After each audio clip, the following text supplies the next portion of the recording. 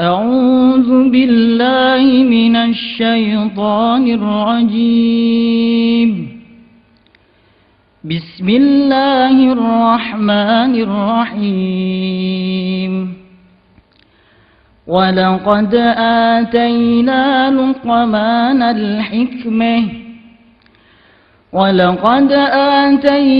لقمان الحكمة أن اشكر لله، ومن يشكر فإنما يشكر لنفسه، ومن كفر فإن الله غني حميد. وإذ قال لقمان لابنه وهو يعظه يا بني لا تشرك بالله إن الشرك لظلم عظيم. ووصينا الإنسان بوالديه حملته أمه وهنا على وهن وفصاله في عامين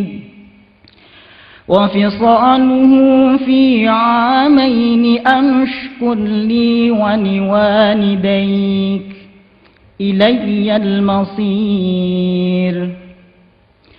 وإن جاهداك على أن تشرك بي ما ليس لك به علم فلا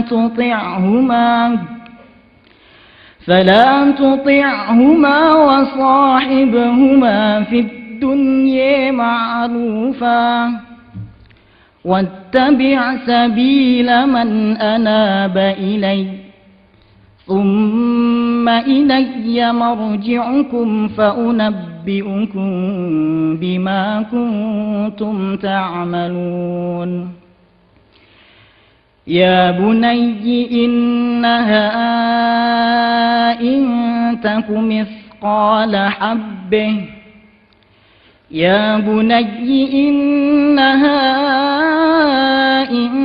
تك مثقال حبة من خردل فتكن في صخرة أو في السماوات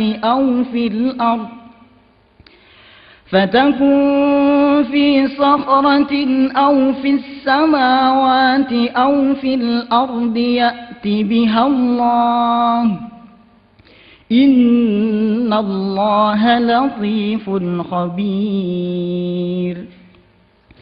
يا بني أقم الصلاة وأمر بالمعروف وانه عن المنكر واصبر على ما أصابك إن ذلك من عزم الأمور.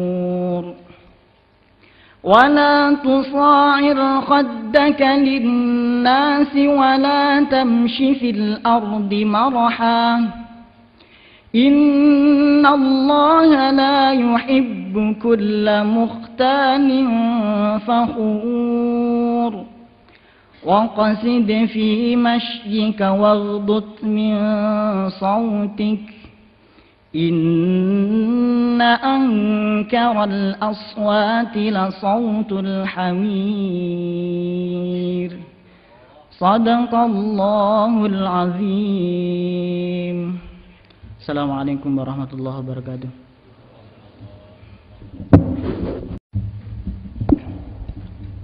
Selanjutnya marilah kita ikuti dengan sungguh-sungguh dan dengan tawajuh. Kita buka pendengaran kita, kita buka penglihatan kita buka fikir kita, dan kita tutup mulut kita untuk mengikuti dengan sungguh-sungguh mau'izah hasanah. Dilanjutkan doa oleh pengasuh pesantren Al-Fatah Ki Haji Usairon Taifur Abdullah hafizahullah.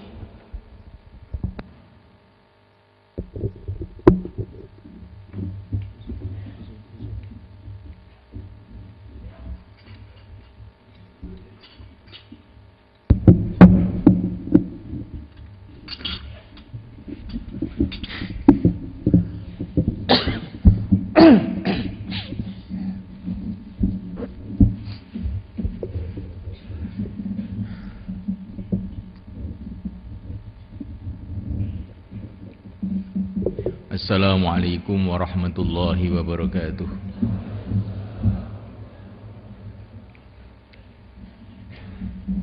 Innal hamdalillah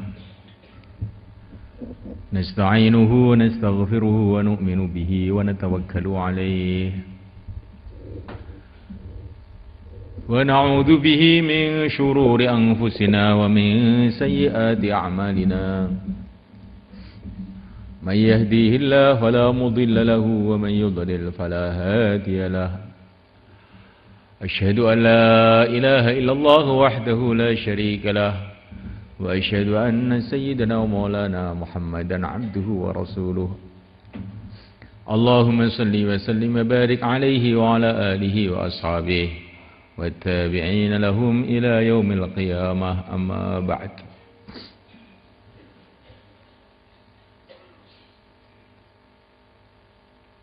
Bapak-bapak, wali-wali santri, dan juga ibu-ibu,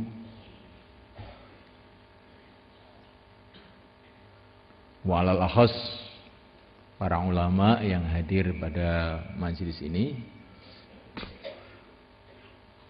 para habaib-habaib,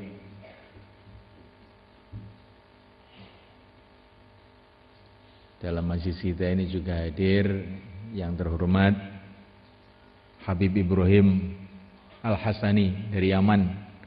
Beliau ini lama sekali bersama Sayyid Muhammad itu, di rumahnya Sayyid Muhammad di Mekah sana.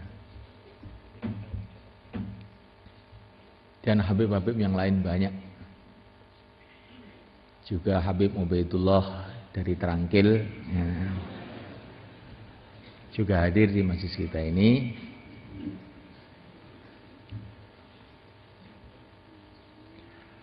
Masya Allah,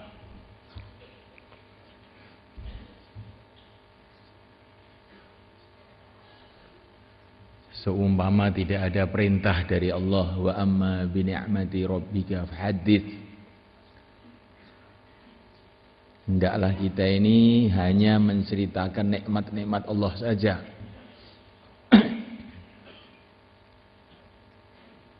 Saya itu macam gak berani itu cerita mengenai keadaan-keadaan yang sangat menggembirakan hati pada hari ini. Tapi karena ada perintah supaya kita ini bercerita mengenai nikmat-nikmat Allah, dan bercerita mengenai nikmat Allah itu adalah bagian dari syukur. Sebagaimana dalam satu hadis dikatakan at-tahaddus bin ni'mati syukrun. Bercerita mengenai nikmat-nikmat Allah itu syukur.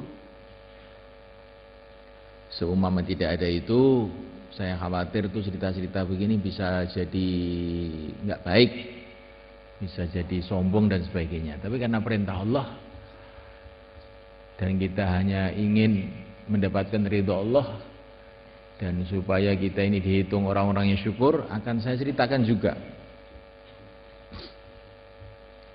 Al-Imam Abdul Wahab Asy-Sya'rani, beliau mengarang kitab Lataiful Minan wal Akhlaq fit tahaddus bi ni'matillah 'alal itlaq. Beliau cerita mengenai nikmat-nikmat Allah yang telah Allah berikan kepada beliau mulai lahir beliau sampai menjelang wafat beliau. Maka saya sebagai tanda syukur kehadirat yang agung, yang mulia, yang telah memberikan taufik kita kepada kebaikan-kebaikan ini, tanda syukur kita kehadirat Allah Subhanahu wa taala,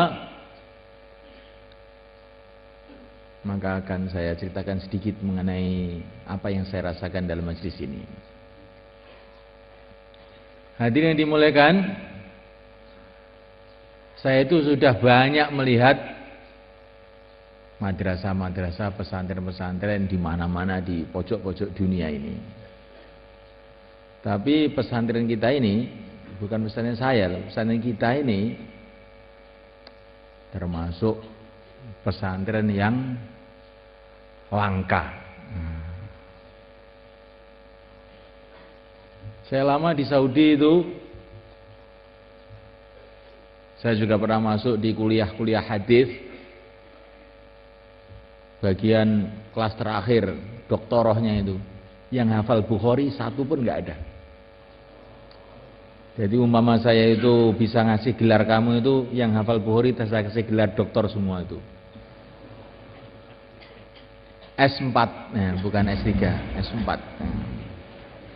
Betul ini. Nah.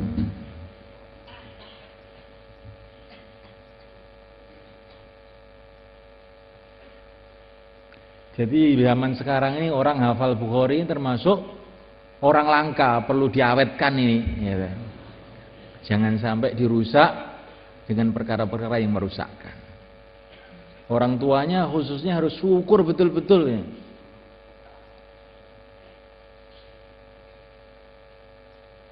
Punya anak hafal Bukhari ini harus syukuran. Kalau nggak syukuran nih, masya Allah. Berarti nggak tahu nilainya ilmu, tidak tahu nilainya agama. Ini perkara besar semuanya kan. Sudahlah kamu putar sampai yang katanya ulama-ulama besar pada zaman ini, nanti kan nggak hafal Bukhari. Tapi bukan berarti kamu ulama besar loh, bukan. Kamu ulama kecil. Ya. Umurnya baru 19 tahun kok besar-besar dari mana ya. Dari segi hafalan loh, bukan dari segi yang lain-lain. Tapi ini perlu kita syukuri, biar kita ini syukur gitu. Barang siapa dikasih oleh Allah Subhanahu wa taala hafal Quran, kemudian dia merasa ada orang yang lebih beruntung daripada dia, betul-betul dia ini orang yang tidak syukur. Nah ini hafal Quran, hafal Bukhari lagi. Ini syukurannya harus menyembelih unta ini. Unta pun tidak cukup. Kalau boleh nyembelih orang nih sebetulnya. Tapi nyembelih orang nggak boleh sih masalahnya.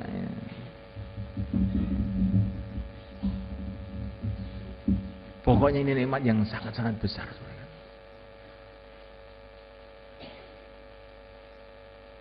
Apalagi ada beberapa yang hafal minhaj, ini lebih langka lagi ini.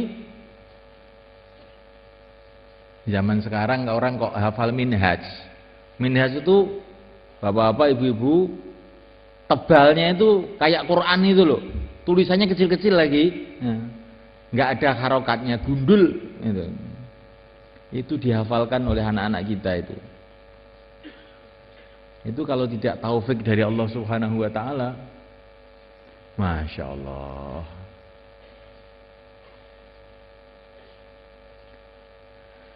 Dan ini semua menunjukkan kebenaran, bukti kebenaran apa yang dikatakan oleh yang mulia Nabi Agung Muhammad sallallahu alaihi wasallam, ummati kal matar la yudro awaluhum khair am akhiru.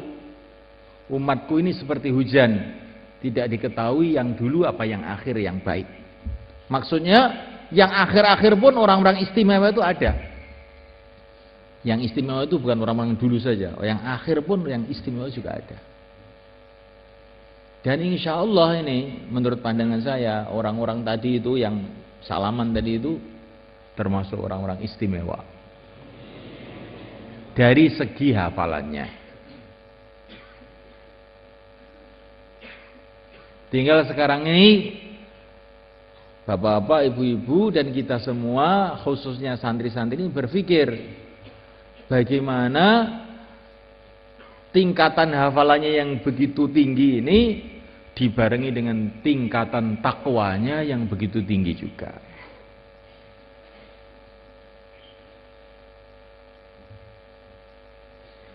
Jangan keilmuannya itu tinggi kemudian tingkatan takwanya rendah. Saya betul-betul sesek itu nafas saya itu kalau ada santri biasa ini tiap hari ngapalan Quran, kok pulang kemarin itu nonton TV, itu saya sedih itu, masya Allah. Kemarin itu ada, kalau orang awam yang kadang-kadang sholat, kadang-kadang tidak, nggak ngerti ilmu agama, nonton TV itu kelihatannya kok ya pantas-pantas saja daripada keluyuran kemana-mana gitu, daripada loh itu. Jadi orang hafid Quran Maka saya ini teringat ayah saya. Kalau saya dulu baca Quran kok keliru, mesti beliau ini marah. Ini lidah kamu mesti pernah kamu buat dosa. Ini apa dosa kamu? Kamu bohong ya hari ini tadi. Oh, dimarahi habis-habisan. Jadi tidak bicara tajwid tapi bicara lesan pernah bohong itu dimarahi habis-habisan. Nah, kemarin itu tadi malam itu beberapa santri, tidak saya sebut namanya, ya, saya suruh membaca beberapa ayat tuh. Padahal dia ini pakarnya apalan di pondok ini. Kok bisa bahasanya idz qalat imra'atu Imran inni nazartu laka ma fi. Kamu pulang kok dzoknya jadi zalnya jadi dzok tuh bagaimana itu? Langsung ini kesempatan. Nah, kamu nonton TV ya? Oh, makanya belero itu. Tapi orangnya tidak saya sebutkan. Innallah satar. Yuhibbus sitar. Orang itu tidak boleh menceritakan keburukan orang. Paham ini? Ini satu yang saya ingatkan itu, tapi ini untuk lain-lain juga. Termasuk untuk wali murid. Ingin anaknya jadi orang alim, jadi orang soleh, jadi orang takwa. Anaknya bisa di pesantren, ngaji siang malam. Terus wali muridnya itu di rumah nonton televisi, itu kelihatannya juga sudah tidak pantas. Kalau cita-citanya itu anaknya di insinyur, jadi dokter, itu nonton TV itu nggak apa-apa lah. Ingin anaknya itu jadi orang alim, jadi ulama, jadi hafid Quran, jadi hafal Bukhari, penyebar hidayah. Lah kok nonton TV? Inna lillahi wa inna ilaihi raji'un. Apa TV itu haram? Oh, TV itu bukan haram, sumbernya haram.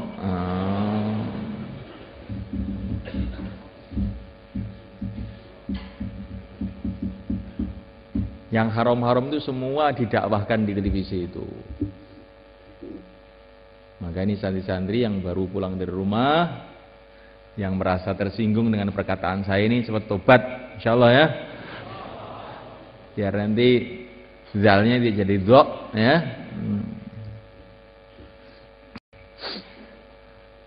Hadirin dimuliakan, masya Allah, betul-betul perlu kita syukuri suasana ini.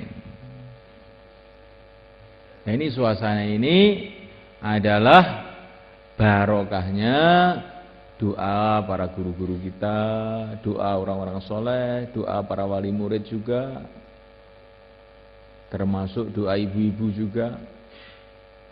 Karena dikatakan dalam kitab Bahjatul Majalis itu doanya wanita yang solehah itu seperti doanya 100 wali katanya. Nggak tahu sumbernya dari mana, tapi dikatakan oleh para ulama. Maknanya doanya wanita soleh itu sangat tinggi nilainya. Karena apa? Memang langka ini wanita solehah itu juga langka. Sehingga kalau ada wanita solehah doanya kayak 100 wali. Jadi kalau ada 10 wanita solihah itu berarti 1000 wali sudah. Nggak usah banyak-banyak, sudah cepat hidayah menyebar kemana-mana itu nanti. Berkat doa para guru kita, doa para masyayikh kita, doa para wali murid, doa santri sendiri, dan pengorbanan semuanya. Karena wali-wali murid ini juga saya lihat korban besar. Dari tempat-tempat yang jauh datang ke sini hanya untuk supaya anaknya belajar ilmu. Kemarin itu ada satu wali murid itu diceritakan kepada saya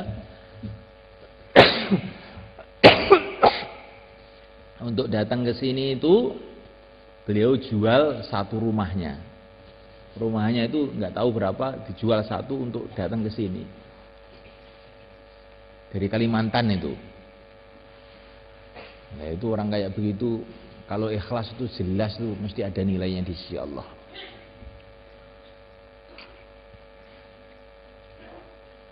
Bapak telah berkorban, ibu-ibu juga telah berkorban.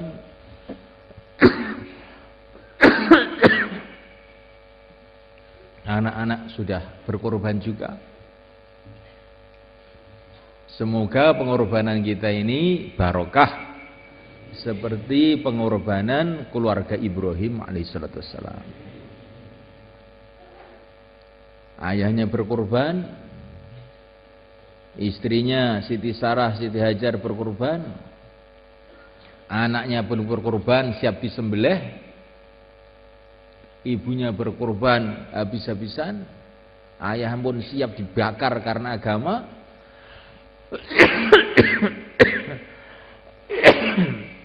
Akhirnya keluarga ini dipilih oleh Allah untuk menjadi asbab hidayat seluruh alam.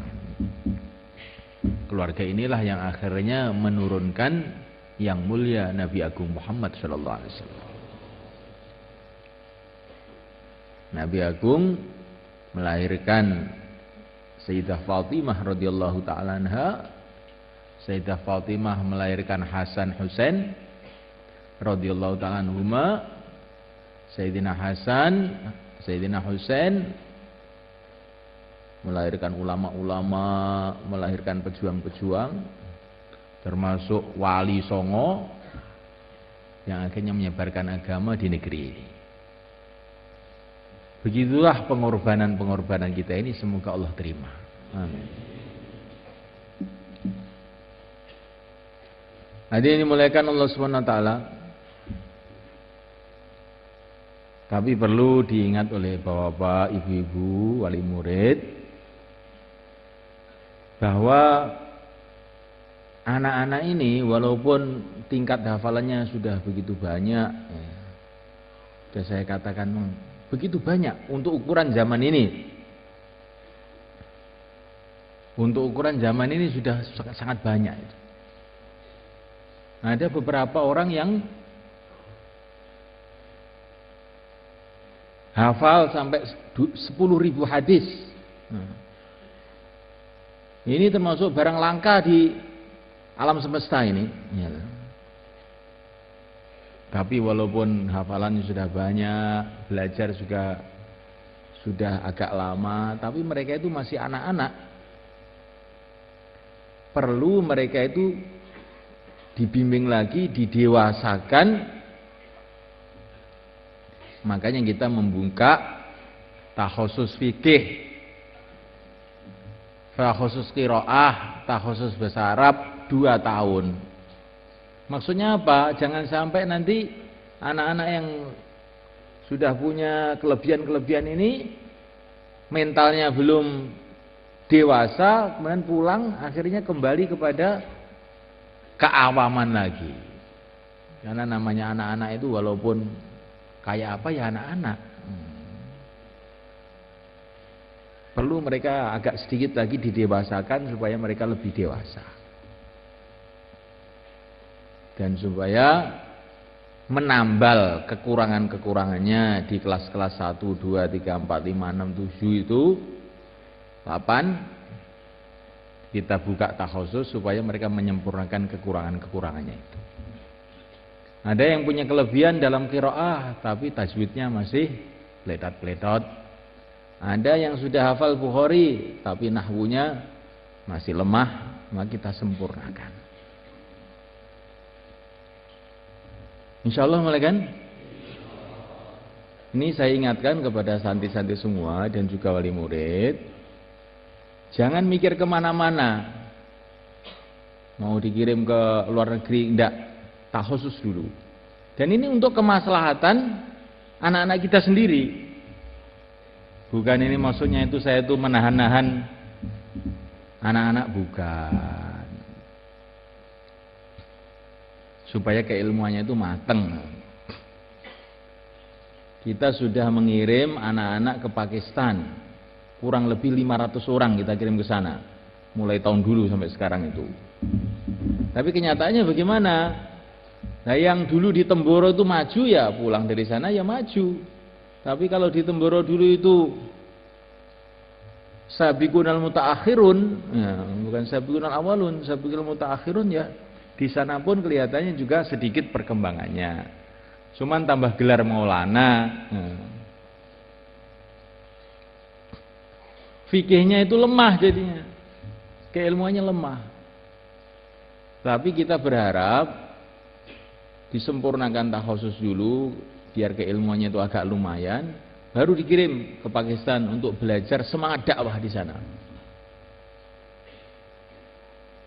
Belajar ke Yaman, nah, boleh juga, tapi setelah takhusus untuk belajar ziarah kubur di Yaman. Nah, ini jagoan di ziarah kubur tuh orang Yaman tuh. Tapi sebelum itu semua keluar setahun dulu. Kok banyak sekali. Belum banyak, mesti tambah satu lagi. Kamu harus pernah khidmat di pondok ini minimal 1 tahun. Enak saja kamu sudah diajari 10 tahun, kamu terus nggak mau membantu saya. Itu namanya tidak syukur toh. Keluar setahun itu untuk umat. Ke Pakistan itu untuk menambah wawasan dakwah kamu, dakwah seluruh alam. Yaman supaya kamu ketemu orang-orang soleh di sana. Itu mbahnya Wali Songo ada di sana, Fakih Muqaddam. 1 tahun untuk saya. Bagaimana? Nah, ini penting ini. Karena saya ini juga sudah capek loh ngajar kamu itu. Sampai saya sekarang sakit-sakitan itu sebetulnya gara-gara kamu, bukan karena kebanyakan kolesterol, bukan. Ya. Kebanyakan sumpek melihat kamu ini. Ya. Sekarang gembirakan saya, khidmat setahun. Apa tugasnya? Nanti kamu membantu adik-adik kamu yang itu musyawarah habis isya itu, ya. Sehingga mutu santri-santri yang akan datang lebih baik daripada yang sekarang. Insya Allah. Nah, insya Allah itu kalau menurut orang-orang soleh maknanya janji.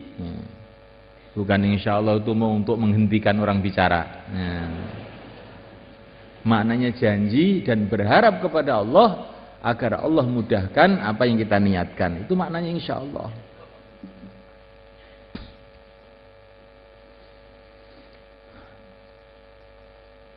Saya memprogram kamu semua itu, ya,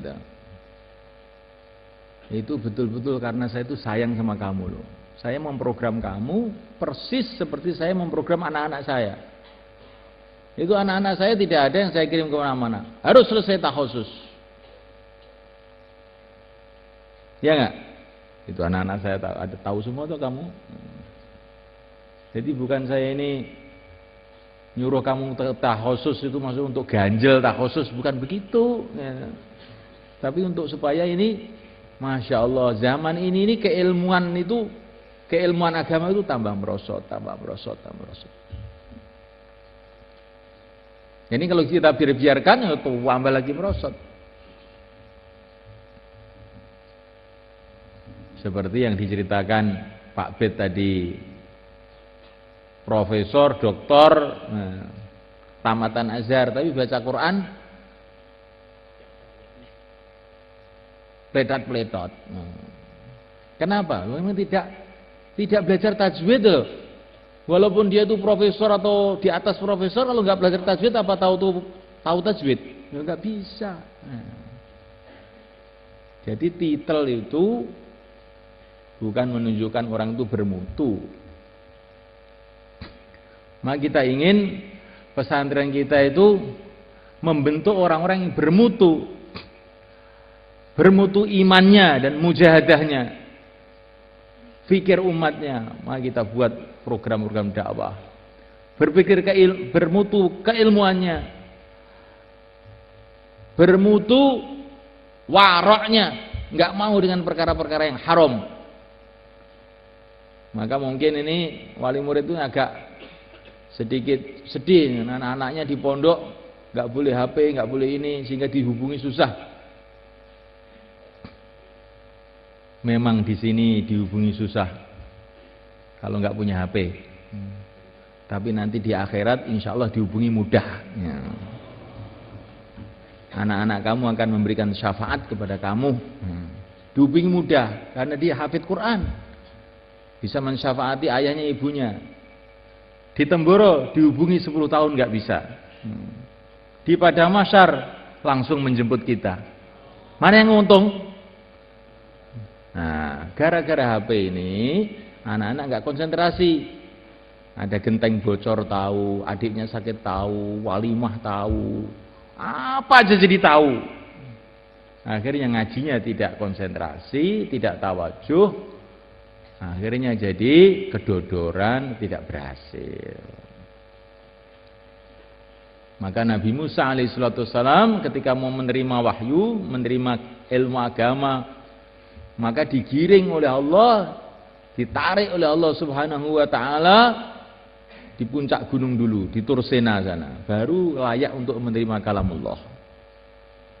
Begitu juga yang mulia Nabi Agung Muhammad SAW ketika mau menerima wahyu, digerakkan hatinya oleh Allah untuk ke sana, Gua Hira. Maka dalam logo Al-Fatihah itu kan ada Iqra gitu kan, ada Iqra, terus di bawahnya gunung itu Jabal Nur itu, Gua Hira itu. Jadi maksudnya kalau kamu ke Al-Fatihah ini berarti kamu masuk Gua Hira. Belajar Iqra. Gua Hira ada HP-nya enggak? Enggak ada. Ya. Sunyi. Ya. Walaupun istri Nabi di rumah itu adalah waliullah, sebaik-baiknya wanita yang ada di dunia ini, tapi Rasulullah untuk menerima Iqra itu dipisahkan dulu ke puncak gunung sana. Menunjukkan memang untuk mencari ilmu agama ini perlu satu keheningan, ketenangan, ketawajuan supaya bisa masuk itu. Lain dengan ilmu-ilmu dunia, lain. Ilmu agama itu lain. Ilmu agama itu harus ada hubungan kuat antara guru dengan muridnya. Maka Sayyidina Jibril alaihissalam ketika mau mengajarkan Iqra kepada baginda Nabi, dipeluk dulu sampai setengah mati pelukannya itu. Dipeluk lagi sampai 3 kali baru diajari Iqra. Maka santri itu perlu rapat dengan gurunya, itu rapat biar sukses. Lain dengan belajar matematik. Belajar matematik kepada orang kafir pun bisa. Tapi ilmu agama itu lain, ilmu suci, ilmu langit, ilmunya para nabi harus ada cara khas, termasuk kerapatan, kecintaan antara murid dengan gurunya. Maka wali-wali murid itu harus mendukung bagaimana anak-anaknya itu punya pandangan yang baik kepada guru-gurunya. Jangan nanti anaknya pulang 1 tahun sekali, cuman beberapa hari, kemudian ngomel sama anaknya, ini pesantren apa sih ini? Orang nggak boleh pulang kesempatan sebentar saja. Wah ini kok tertibnya kok tertib apa nih, kok memberatkan sekali. Nah, itu namanya wali murid itu tidak kerjasama dengan gurunya namanya. Tapi Masya Allah nak, itu guru-guru kamu itu kok sayang sekali dengan kamu ya. Dikasih kesempatan prai sebentar aja, cepat-cepat balik. Sudah disayangi, jangan sampai kita ini tidak memperhatikan sayangnya guru kita. Jangan bertepuk sebelah tangan, akhirnya dinempiling nanti nutupnya. Bertepuk sebelah tangan kan nempiling namanya. Jadi Assalamualaikum Allah SWT, ini pentingnya kita kerjasama dengan semuanya. Dah ini untuk semuanya. Saya teringat beberapa tahun yang lalu ketika Pak Bet ini datang ke Nizamuddin, cerita mengenai perkembangan Dauratul Hadis di Temboro ini kepada Maulana Ilyas Barabangkawi. Itu beliau ini penanggung jawabnya pesantren di Nizamudin Kasyiful Ulum, bahwa anak-anak hafal 1000 hadis, hafal 5000 hadis. Maka Maulana Ilyas itu terkejut, kok masih ada zaman sekarang orang hafalkan begitu. Jadi orang India aja terkejut dengan perkembangan ini. Tapi lebih terkejut lagi kalau sudah hafal 1000 hadis masih nonton TV. Oh, lebih terkejut lagi itu. Jadi maksud saya itu antara keilmuan dan ketakwaan itu harus kita sesuaikan. Kalau keilmuan dengan ketakwaan tidak sesuai, akhirnya seperti kita ini punya lampu gede 1.000.000 watt, nggak ada setrumnya, akhirnya ya gelap saja. Tapi ada lampu ini 5 watt, tapi ada setrumnya, ya menerangi mana-mana. Insya Allah mulai kan. Kemudian ini Masya Allah jauh-jauh ini, kalau dengan santri saya bisa bicara lebih panjang pada waktu-waktu yang akan datang. Tapi saya mau mengfokuskan pembicaraan saya ini kepada wali-wali murid yang datang jauh-jauh, Masya Allah. Pertama kali saya sangat gembira dengan kedatangan bapak-bapak ibu-ibu semua. Diceritakan bagaimana ibunya Imam Bukhari, seorang wanita yang kaya raya. Beliau itu menemani Imam Bukhari yang masih kecil waktu itu dari satu negeri ke negeri yang lain. Tapi ternyata pengorbanan ibunya itu yang sampai hartanya habis untuk anaknya ini tidak rugi. Sehingga ilmunya Imam Bukhari menjadi rujukan bagi seluruh umat di seluruh dunia sampai sekarang. Kayak apa untungnya ibunya Imam Bukhari itu.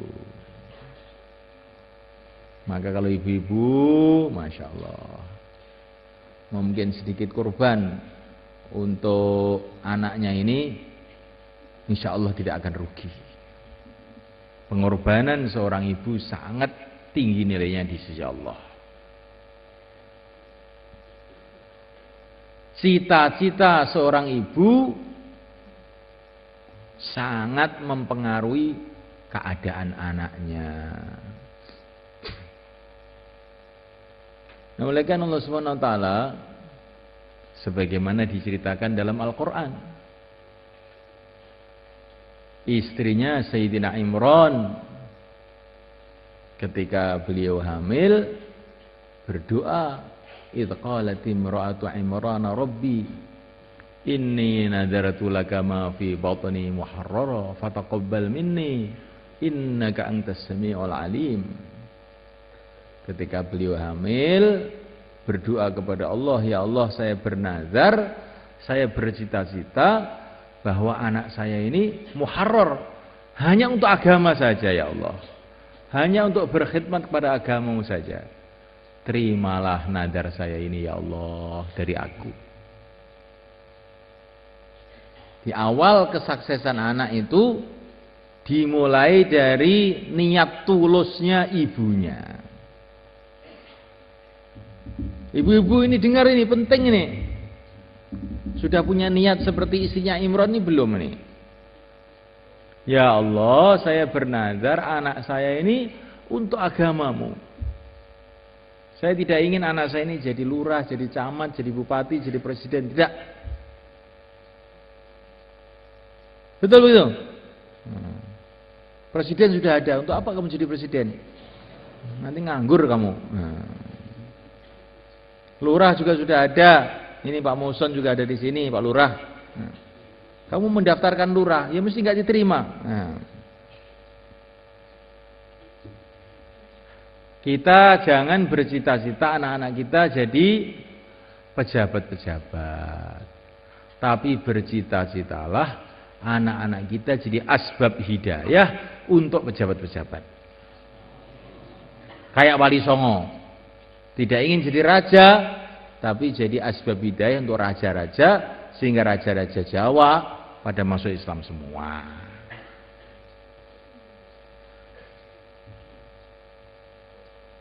Ini penting, ini dimulai dari sini ini. Jadi pendidikan bukan dimulai dari pesantren, dimulai dari niatnya seorang ibu. Anaknya ini yang tulus hanya untuk agama.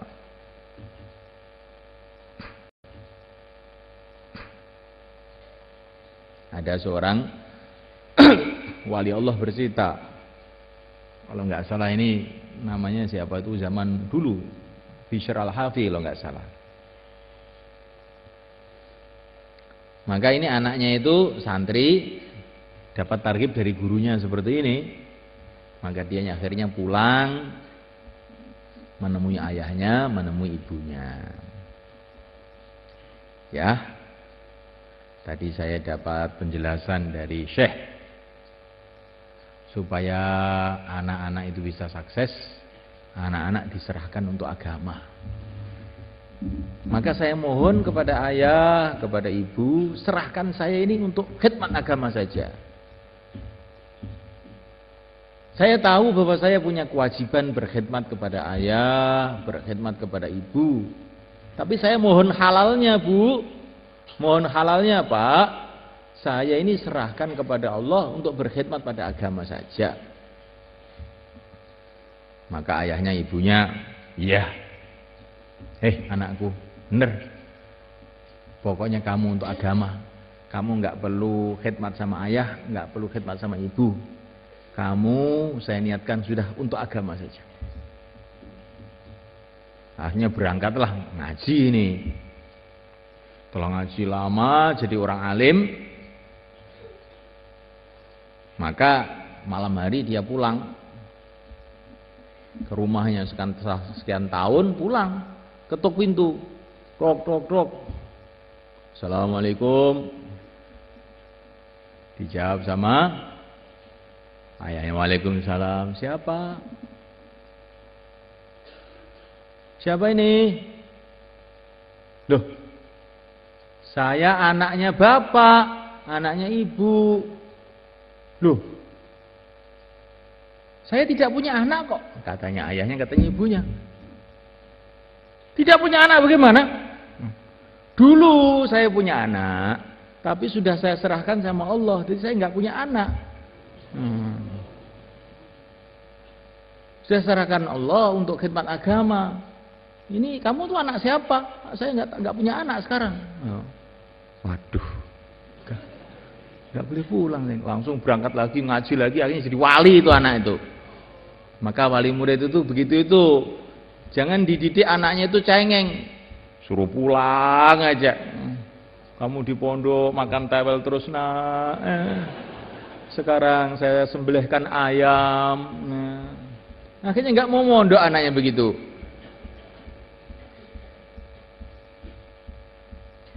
Insya Allah bapak-bapak, ibu-ibu, gitu. Sekarang kalau anak-anak bagaimana ini, santri-santri ini? Kamu sudah pernah diserahkan kepada Allah belum oleh ayah kamu, ibu kamu? Belum? Ya nanti minta halalnya aja ya, Bu. Ayah, serahkan saya kepada Allah supaya saya itu jadi kayak anaknya Imron itu loh, jadi orang barokah begitu.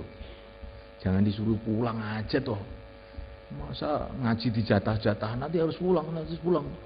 Ini gimana, nanti barokahnya jadi kurang, Bu. Insya Allah begitu ya. Jadi barokah yang datang dari seorang anak itu diceritakan itu di antara asbabnya yang besar itu adalah dimulai dari niat yang tulus dari ibunya, anaknya untuk agama. Akhirnya keluarlah anak, ya. Cita-citanya ibunya itu anaknya itu laki-laki, tapi ternyata keluar perempuan. Itulah Sayyidah Maryam radhiyallahu taala anha. Nah, semoga santri-santri putri ini begitu juga. Jadi kayak Sayyidah Maryam radhiyallahu taala anha. Maka semulaikan barokah daripada niat ibunya itu, Maryam ini masih kecil itu, kecerdasannya, kepinterannya itu sudah seperti orang yang umurnya itu besar. Jadi baru umur sebulan itu sudah kayak umur setahun. Fa'ambataha nabatan hasana, barokah dari niat ibunya, jadi pertumbuhannya itu bagus gitu. Wa kaffalaha Zakaria. Kemudian ini terjadi yang aneh lagi ini, barokah. Barokah dari niat ibu itu ada keanehan terjadi. Apa itu? Ulama-ulama Bani Israel pada zaman itu, mereka itu berebut ingin mendidik Maryam. Kalau ulama itu masih bisa difahami. Tapi yang ikut berebut itu bukan hanya ulama. Sampai seorang nabi pun, yaitu Nabi Zakaria, itu berebut juga. Dan ulama-ulama itu nggak mau ngalah dengan Nabi Zakaria itu. Pokoknya kami aja ya yang ngurus ini. Maka Nabi Zakaria, saya saja. Enggak, kami saja. Ya sudah, sekarang undian. Diundi, setiap ulama membawa pena, ditulisi namanya, kemudian suruh melemparkan ke sungai. Siapa yang penanya hanyut, nggak berhak mendidik Maryam. Siapa yang penanya tidak hanyut, boleh. Ternyata semua hanyut selain penanya Nabi Zakaria. Akhirnya Nabi Zakaria yang berhak. Loh, ini kamu renungi itu. Jadi kalau orang tua itu memang betul-betul niatnya tulus, nanti Allah akan gerakkan orang-orang soleh itu untuk mendidik anak-anak kita. Makanya kalau kita ini melihat anak kita itu kok kumpul orang-orang nakal, anak-anak nakal, jangan disalahkan siapa-siapa. Ini barangkali niat saya ini kurang tulus ini. Sehingga akhirnya yang menemani anak saya itu anak-anak nakal. Kalau saya niat saya tulus, insya Allah orang-orang soleh akan berebut untuk mendidik anak saya. Jadi gitu saja, nggak usah nyalahkan orang. Karena kalau nyalahkan orang itu tidak ada perkembangan apa-apa. Jadinya malah kita ini rusak. Tapi kalau kita nyalahkan diri sendiri, maka kita akan ada perbaikan meningkat. Dalam nasihat yang diriwayatkan dari Nabi Isa, siapa yang menyalahkan orang lain, dia tidak akan sampai kepada Allah. Siapa yang menyalahkan dirinya sendiri, maka dia akan sampai kepada Allah. Nah kalau orang itu menyalahkan dirinya sendiri, akhirnya meningkat. Oh, niat saya kurang tulus ini. Oh, doa saya kurang ini. Nangis saya waktu malam kurang ini. Maka akhirnya anak saya ini ngantuan seperti ini. Tidak menyalahkan orang. Akhirnya meningkat, akhirnya jadi datang nusratullah. Nah, malaikat Allah SWT, kemudian Siti Maryam itu melahirkan seorang nabi, seorang rasul, Nabi Isa alaihissalam. Dan Nabi Isa itu setelah dakwah kurang lebih 3 tahun diangkat ke langit. Dan Nabi kita mengatakan nanti menjelang kiamat, Nabi Isa akan diturunkan kembali untuk menyempurnakan perjuangan Rasulullah SAW, sehingga tidak ada agama yang tinggal di dunia ini selain Islam. Habis agama selain Islam. Nah, oleh karena Allah Subhanahu wa taala, ini masalah barokahnya doanya ibu, cita-citanya ibu. Ini masih ada satu lagi nih cerita yang sangat menarik dalam Quran itu. Yaitu ceritanya Siti Sarah, istrinya Nabi Ibrahim. Beliau dimuliakan oleh Allah, punya anak namanya Ishak alaihi salatu wassalam. Dan Nabi Ishak ini akhirnya menurunkan ribuan nabi. Seluruh nabi-nabi Bani Israel adalah keturunan Ishak. Kapan beliau mendapatkan kemuliaan ini? Kapan? Nah, ini yang penting diperhatikan oleh ibu-ibu nih. Kapan? Ketika beliau khidmat tamu. Dikatakan oleh para ulama, jadi seorang ibu itu kalau suka khidmat umat, khidmat tamu, maka itu barokahnya akan kembali kepada anaknya, anak-anaknya akan mudah jadi orang baik. Fabasyarnaha bi ghulamin alim. Aku kasih kabar gembira Siti Sarah akan saya kasih anak yang alim. Padahal ini anaknya belum lahir, tapi sudah dapat gelar dari Allah, anak alim. Jadi anak alim tapi belum ke pesantren, ya. Belum apa-apa belajar. Alimnya itu sebelum lahir sudah. Sebab apa? Barokahnya ibunya suka khidmat. Maka ibu-ibu di kampungnya masing-masing biasakan khidmat orang-orang soleh. Ini di masjid ada program dakwah. Kirimlah tempe, tewel apa ke masjid.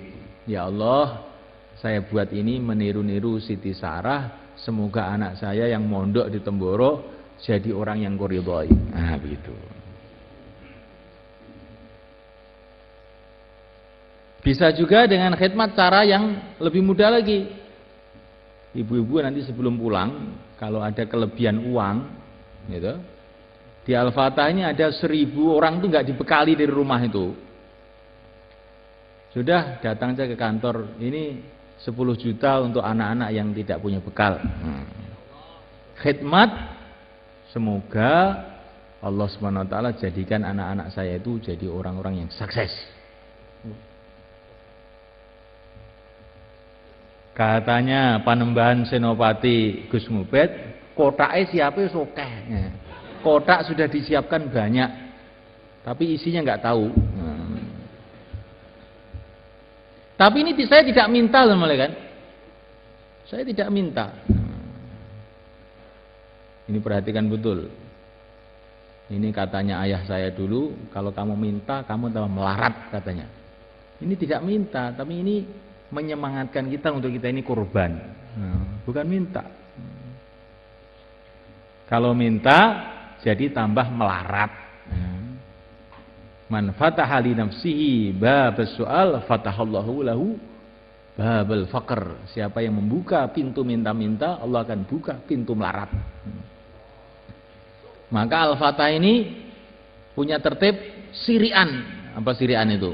Pokoknya anti minta-minta. Itu pesannya guru-guru saya begitu. Saya pernah jumpa pada Maulana Umar. Maulana Umar bilang, lebih baik kamu mati daripada kamu minta-minta, katanya. Karena saya tanya waktu itu, ini saya pesantren saya ini perlu bangunan, perlu begini, bagaimana Syekh? Beliau jawab, daripada minta-minta lebih baik mati saja.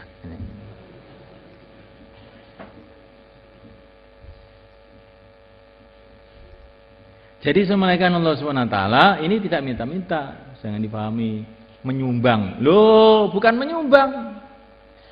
Kamu tidak menyumbang. Ini adalah untuk diri kita sendiri supaya tambah barokah diri kita dan anak-anak kita. Insyaallah malaikat. Menyumbang itu kayak agama ini milik orang lain. Agama milik orang Temboro, apa kamu sumbang itu? Agama milik kamu sendiri. Kalau kamu dapat surga ya kamu tempati sendiri. Kok menyumbang itu menyumbang bagaimana? Jadi istilah menyumbang itu istilah yang sangat tidak baik itu. Kotak sumbangan. Oh, kok sumbangan? Maka di sini ditulis kotak amal. Bukan sumbangan. Kotak amal. Ini bukan sumbangan. Untuk kamu sendiri kok sumbangan.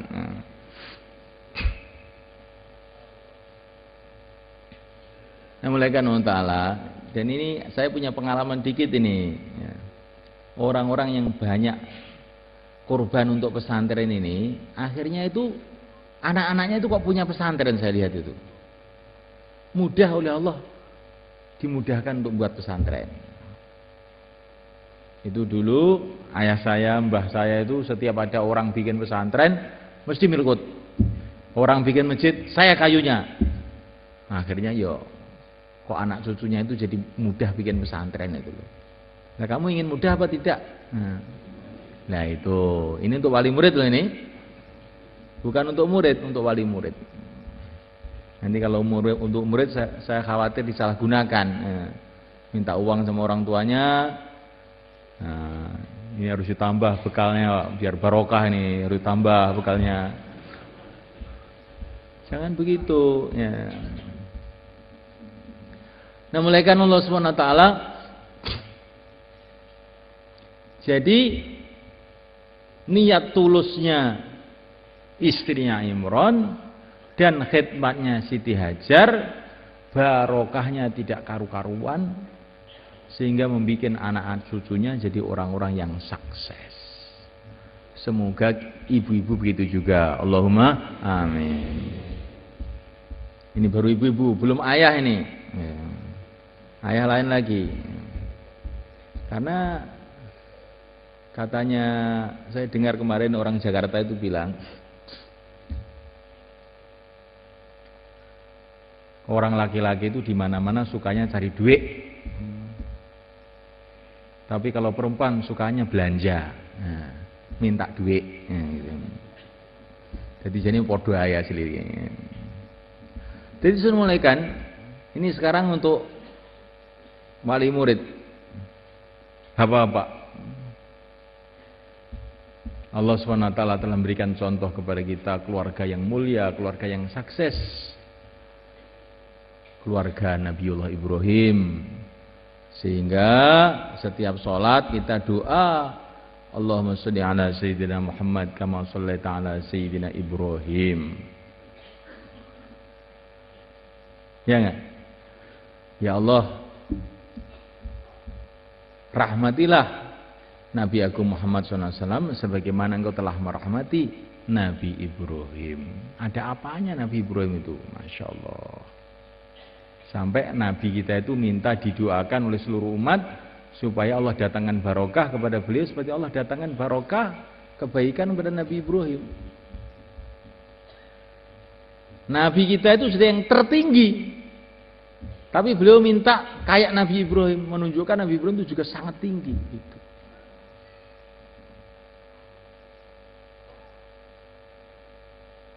Kalau kamu baca tahiyat pakai Sayyidina apa enggak? Pakai enggak? Pakai ya. Kalau menurut fatwanya Imam Ibnu Hajar, Al-Imam Romli, itu yang paling bagus pakai Sayyidina. Karena kita ini diperintah dalam Quran, la tas'alu du'a Rasul ka du'a ba'dukum ba'dha. Jangan kamu memanggil Rasul seperti orang lain. Yang paling bagus pakai Sayyidina. Loh, di Bukhari enggak ada Sayyidina? Iya. Karena itu Rasulullah ngajar langsung kepada sahabat, enggak pakai Sayyidina, masa dirinya sendiri dikatakan Sayyidina ya. Tapi kita umat ini bagus pakai Sayyidina.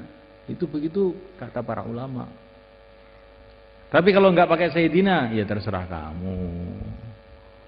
Tidak batal sholatnya, tidak. Tapi menurut kebanyakan ulama, khususnya Ibnu Hajar, Imam Romli itu pakai Sayyidina. Ini biar wali murid tahu nih. Nah, mulaikan Allah Subhanahu wa taala keistimewaan Nabi Ibrahim itu diantaranya itu apa? Ini yang keistimewaannya banyak ya. Ini yang kaitan dengan kesuksesan anak cucu itu loh. Apa itu? Di antaranya yang Allah ceritakan dalam Quran, pertama kali beliau ini dakwah di sana, di negerinya Namrud, sampai akhirnya beliau ini dilemparkan dalam api. Itu ceritanya semua tahu. Akhirnya Nabi Ibrahim itu berpikir, kelihatannya dakwah di tempatnya Namrud ini susah nih. Saya mau hijrah ke Palestina saja.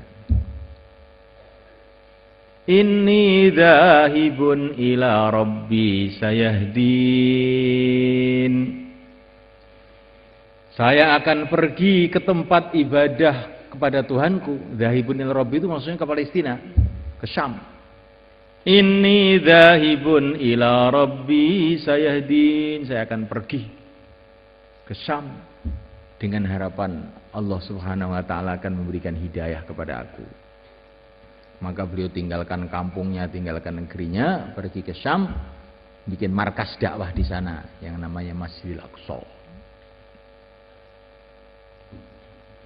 Lah sambil berangkat ini beliau doa, Rabbi habli minas salihin. Ya Allah, berikanlah aku anak yang termasuk golongan orang-orang soleh. Fabasyarnahu bighulamin halim. Maka dikasih kabar gembira oleh Allah, dikasih anak yang halim, yang lembut, yang akalnya itu sempurna. Maka pergilah beliau ke negeri Syam. Di sana beliau dapat istri yaitu Siti Sarah.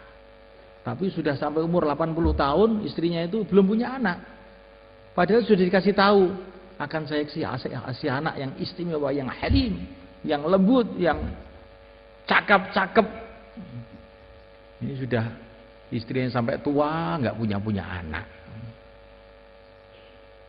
Akhirnya beliau dapat Siti Hajar, terus punya anak Nabi Ismail. Jadi kita ini maksudnya itu kalau doa itu jangan mudah putus asa. Kadang-kadang doa itu sudah dimakbulkan, tapi setelah sekian lama baru tampak. Kayak Nabi Ibrahim itu. Ketika ini masih muda, belum kawin itu sudah doa itu sudah dikasih tahu oleh Allah akan punya anak yang halim, tapi nggak punya. Asyrikhu fi amri kay nusabbihaka katsira wa nadhkuraka katsira. Berdoa agar Nabi Harun kakaknya itu dipilih oleh Allah menyertai perjuangan beliau. Maka semuanya Nabi Musa itu belum ketemu sama Harun ini. Pada waktu itu Nabi Harun itu masih jadi pegawai negeri di istananya Fir'aun lagi. Tapi kekuatannya doanya Nabi Musa itu langsung Allah kirim Jibril datang kepada Nabi Harun. Harun, kamu sekarang diperintah oleh Allah untuk menyertai adik kamu Musa dalam perjuangan. Dengan doanya adik kamu dipilih oleh Allah jadi Nabi, jadi Rasul. Ringsa begitu. Di doanya orang berjuang itu penting. Maka anak-anaknya belajar di sini, bapaknya, ibunya hidupkan amal masjid, hidupkan suasana dakwah di kampung-kampungnya. Ini perkara yang penting supaya doanya itu ada kekuatan seperti doanya Nabi Ibrahim, seperti doanya Nabi Musa. Dan ini kesimpulan ini bukan kesimpulan saya loh ini. Ini Sayyidina Abdullah bin Abbas radhiyallahu anhu menyimpulkan begitu. Doa yang paling dahsyat itu doa orang yang dalam perjuangan. Insyaallah kita niatkan. Jadi khidmatnya ibu, niat tulusnya ibu, perjuangannya ayah dengan doanya, ini adalah sangat mempengaruhi keberhasilan anak-anak kita. Insyaallah. Masya Allah, semalekan. Mahal semalekan. Anak yang soleh, yang bermutu itu mahal. Jangan kita ini ada pikiran, alah anak pokoknya kita kirim ke santren sudah. Mau jadi apa? Oh, jangan begitu. Anak soleh itu mahal. Begitu mahalnya anak soleh sampai Nabi Ibrahim alaihissalam merengek-rengek kepada Allah minta anak soleh.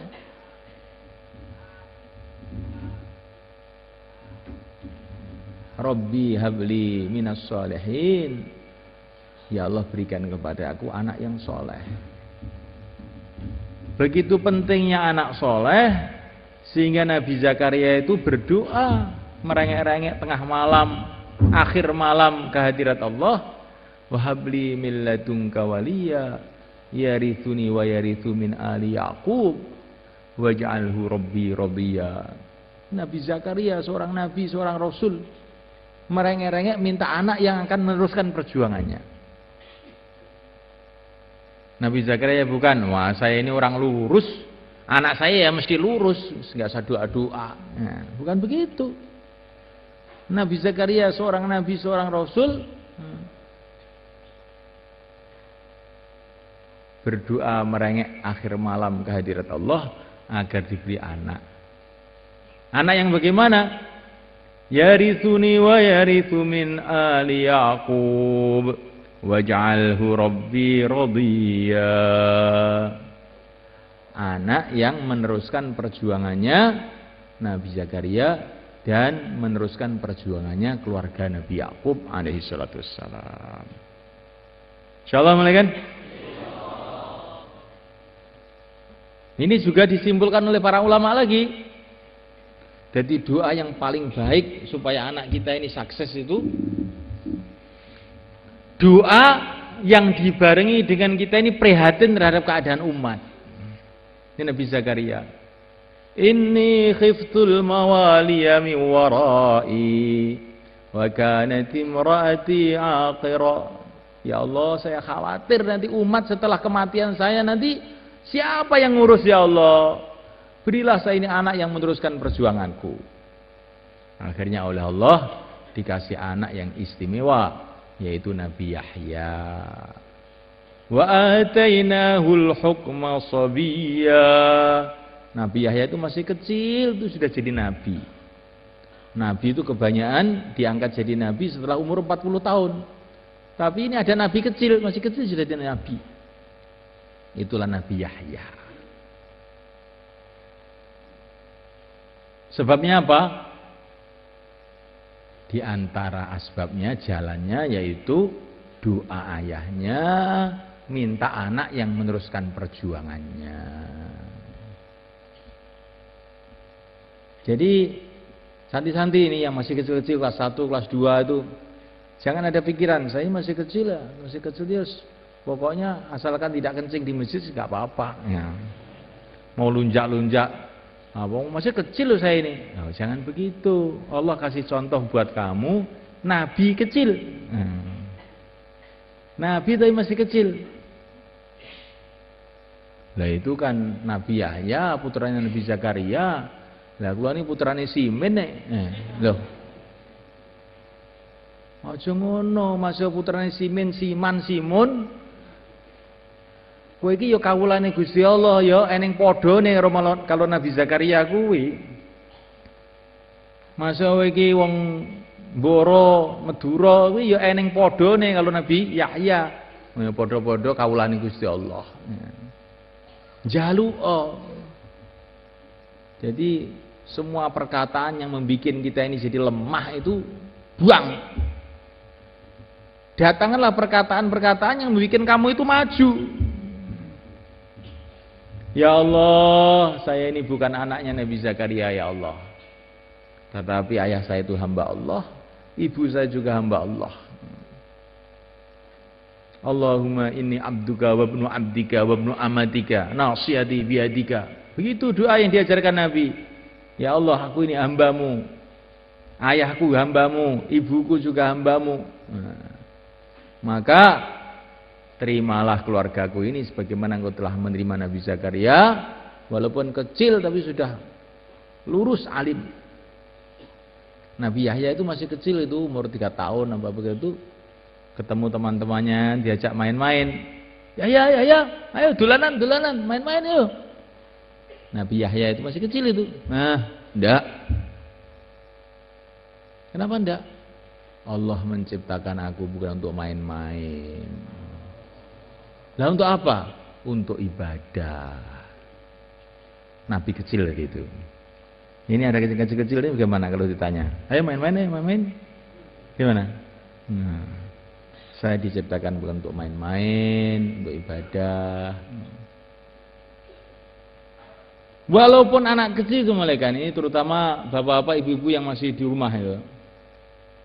Walaupun kita ini punya anak kecil pasti umur 3 tahun, 4 tahun. Kenalkan dia kepada Allah, kenalkan dia kepada Rasulullah. Kadang-kadang anak kecil itu punya iman, punya kefahaman yang kita tidak kira-kira. Saya itu pernah pergi ke Surabaya sana bersama anak kecil umur 3 tahun gitu.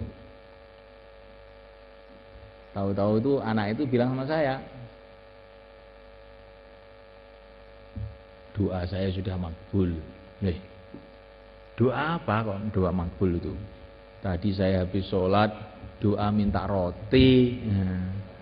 Kok saya tuh jalan di depan masjid tadi dikasih roti oleh orang. Sama saya doa minta kerudung, dikasih kerudung juga sama orang, mekena.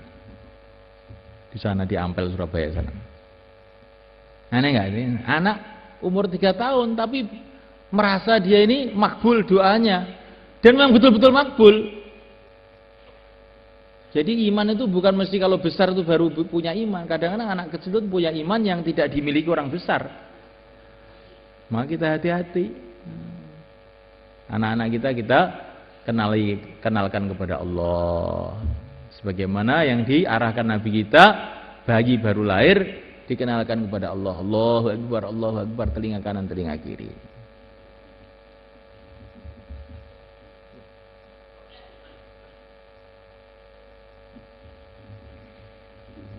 Hadirin dimuliakan Allah Subhanahu wa taala.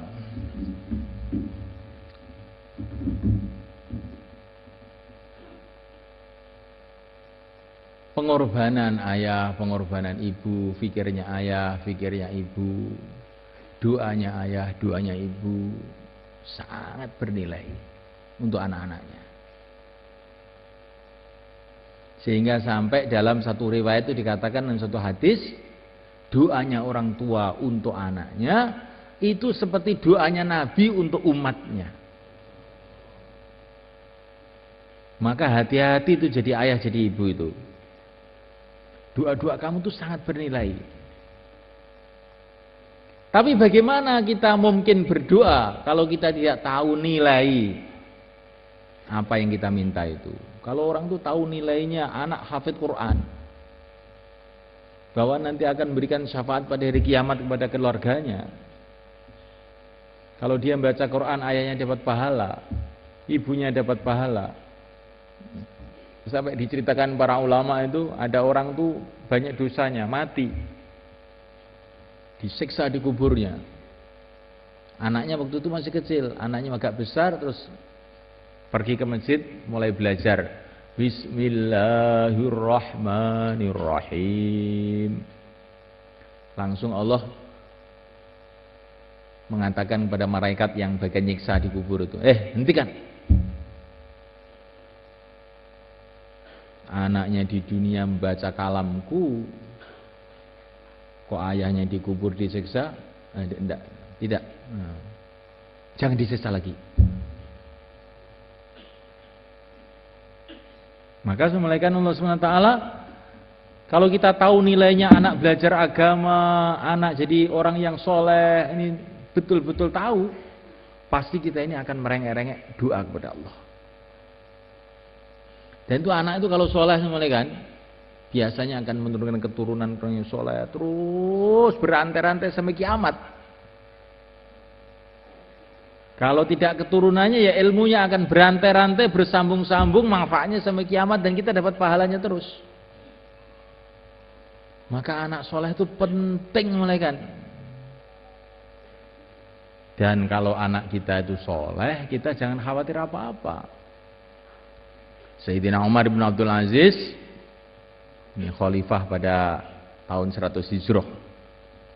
Ini cucunya Sayyidina Umar bin Khattab, yang amalannya itu mirip dengan Sayyidina Umar bin Khattab.